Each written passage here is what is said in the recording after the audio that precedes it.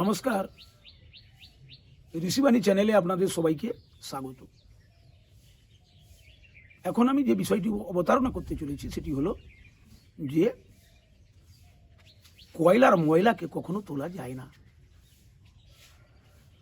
পণ্ডিতেরা কি বললেন না, অঙ্গার ও শতধৌতেন মলিনত্বং নমুঞ্চতে, অর্থাৎ অঙ্গার মানে কয়লা, শতধৌতেন শতবার তাকে ঘর্ষণ করে করে ধোয়ার চেষ্টা করলেও তার যে রংটা, কালো রংটা কখনো সাদা হয় না। কি বলতে চেয়েছেন তারা এই কথার মধ্য দিয়ে? মূল বক্তব্যটা কি না, যারা ঘোর বিষয়ী মানুষ, ঘোর সংসারী মানুষ, তাদের কাছে বিষয় এবং সংসারই একেবারে স্বর্গস্বরূপ। তাদের কাছে আর অন্য কোনো জিনিস ভালো লাগে না। তাদেরকে যতই আমরা বিভিন্ন শাস্ত্রের কথা বলি বা তাদের কাছে আমরা ভগবানের বিভিন্ন লীলার কথা যত আমরা শ্রবণ করাই, সেই যতক্ষণ বসছে শ্রবণ করছে ততক্ষণ সেখান থেকে উঠে গেলে যা ছিল তাই।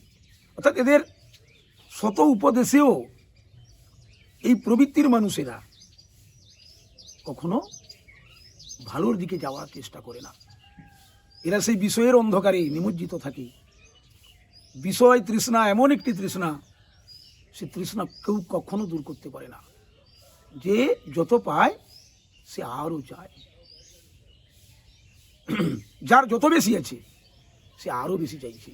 কবিগুরু কি বললেন? এ জগতে হায় সেই বেশি চায়, আছে যার ভুরি ভুরি, রাজার হস্ত করি সমস্ত কাঙালির ধন চুরি। অতএব সেই সমস্ত লোকের কাছে যতই আমরা ভালো ভালো ভালো কথা বলি না কেন, তার মনের মলিনতাকে, তার মনের যে নীচতা, তার পাশবিকতা, সেটাকে আমরা দূর করতে পারবো না, কোনো মতেই আমরা পারবো না। এই জন্য বললেন এরা যে অঙ্গার ও শতধৌতেন, পণ্ডিতেরা বললেন অঙ্গার ও শতধৌতেন মলিনত্বং নমুঞ্চতে। নমস্কার, এই ভিডিওটি যদি ভালো লাগে আপনারা এটিকে লাইক করবেন, কমেন্ট করবেন এবং আমার চ্যানেলটিকে সাবস্ক্রাইব করবেন।